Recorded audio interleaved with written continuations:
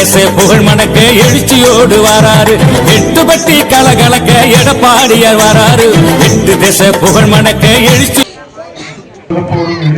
மகிழ்ச்சியோடும்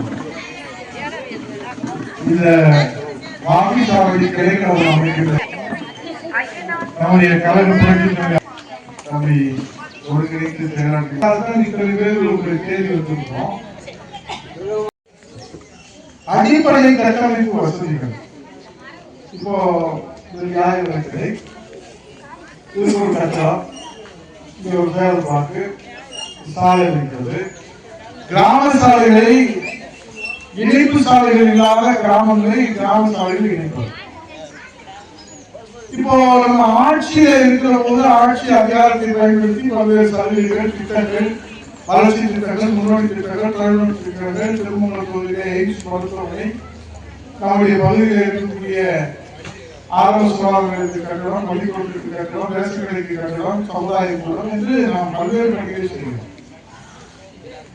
இப்போது ஆட்சியை நாம் இல்லை என்றாலும் உங்களால் தேர்ந்தெடுக்கப்பட்ட இந்த சாமானிய தொண்டர் இன்றைக்கு சட்டமன்ற வரலாற்றிலே 234 தொகுதிகளிலே ஆட்சியில இருந்தால் திருமங்கலம் தொகுதி அமைச்சர் தொகுதி, ஆட்சியில இல்லாத போது திருமங்கலம் தொகுதி சட்டமன்ற எதிர்கட்சி துணைத் தலைவர் என்கிற இந்த திருமங்கலம் தொகுதிக்கு கிடைத்திருக்கிறது.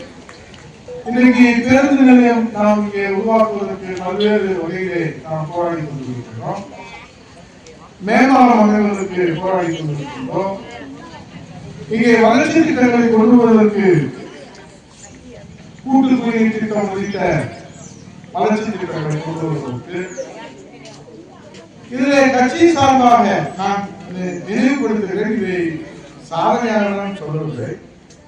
கொரோனா காலத்திலே தமிழ்நாடு மட்டுமல்ல உலகமே சமைச்சு போனது. எந்த கடையும் திறக்கிற ஏசிபி டீச்சர்ஸ் இங்கே இருக்கிறாங்க.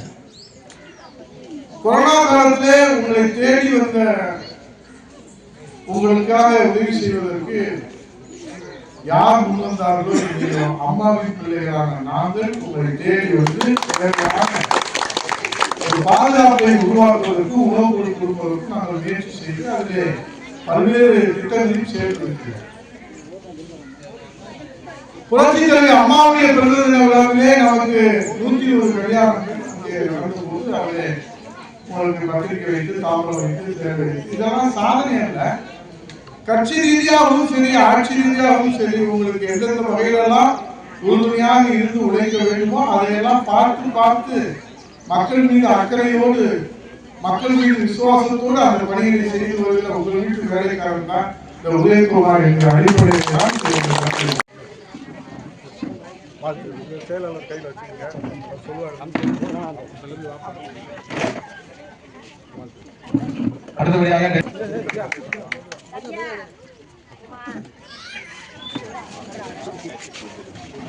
கலைக்கு கொடுத்துருக்கேன், வாங்கி